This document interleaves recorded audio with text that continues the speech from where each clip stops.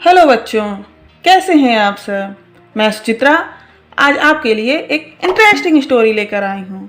Story का नाम है गाय और शेर। तो आइए शुरू करते हैं स्टोरी। एक पहाड़ी के नीचे रामगढ़ नाम का एक गांव था।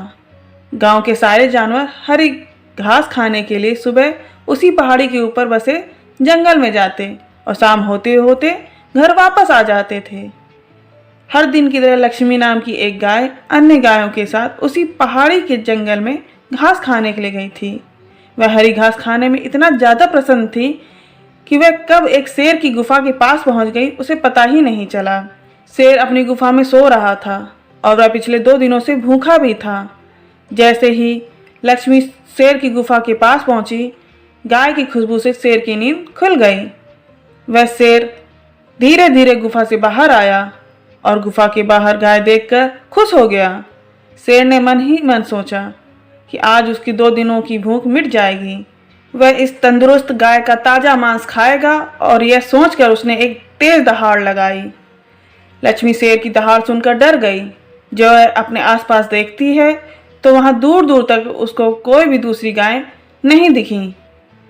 जब वह हिम्मत करके पीछे मुड़ी तो उसे अपने सामने एक शेर खड़ा दिखाई दिया। उस शेर ने लक्ष्मी को देखकर फिर से दहाड़ लगाई और लक्ष्मी से कहा, मुझे 2 दिनों से कोई शिकार नहीं मिल रहा था। मैं भूखा था, शायद इसलिए भगवान ने मेरा पेट भरने के लिए तुझे मेरे यहाँ पर भेजा है। आज मैं तुझे खाकर अपनी भूख मिटा लूँगा। शेर की बात सुनकर लक्ष्मी डर जाती है। वह रोते हुए शेर से कहती, मुझे जाने दो, मुझे मत खाओ। मेरा एक छोटा बच्चा है जो अभी सिर्फ मेरा ही दूध पीता है और उसे घास खाना अभी तक नहीं आया है।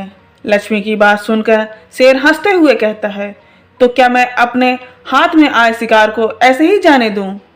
मैं तो आज तुझे खाकर अपनी 2 दिनों की भूख मिटाऊंगा। शेर के ऐसा कहने पर लक्ष्मी उसके सामने रोने लगी और विनती करते हुए कहती है कि आज मुझे जाने दो। मैं आज अपने बछड़े को आखिरी बार दूध पिला दूंगी और उसे बहुत सारा प्यार करके कल सुबह होते ही तुम्हारे पास आ जाऊंगी। फिर तुम मुझे खा लेना और अपना भूखा पेट भर लेना। शेर लक्ष्मी की यह बात मान जाता है और धमकी देते हुए कहता है कि अगर कल तू नहीं आई तो मैं तेरे गांव आऊँगा, फिर तुझे और तेरे बेटे दोनों को खा जाऊँगा। लक्ष्मी शेर की यह बात सुनकर खुश हो जाती है और शेर को अपना वचन देकर गांव वापस चली आती है। वहाँ से वह सीधे अपने बछड़े के पास जाती है, उसे दूध पिलाती है और बहुत सारा प्यार करती है। फिर बछड़े को शेर की सारी घटना बताती है और कहती है कि उसे अब अपना ख्याल खुद ही रखना होगा। वह कल सुबह होते ही अपना वचन पूरा करने के लिए शेर के पास चली जाएगी। अपनी माँ की बातें सुनकर बछड़ा रोने लगता है। दूसरे दिन सुबह होते ही लक्ष्मी जंगल की तरफ निकल जाती है और शेर की गुफा के सामने पहुंचकर शेर से कहती है, अपने वचन के अनुसार मैं तुम्हारे पास आ गई हूँ, अब तुम मुझे खा सकते हो। गाय की आवाज़ सुनकर शेर अपनी गुफा से बाहर निकलकर आता है और भगवान के अवतार में प्रकट होते हैं। वह लक्ष्मी से कहते हैं, मैं तो बस तुम्हारी परीक्षा ले रहा था। तुम अपने वचन की पक्की हो, मैं इससे बहुत प्रसन्न हूँ।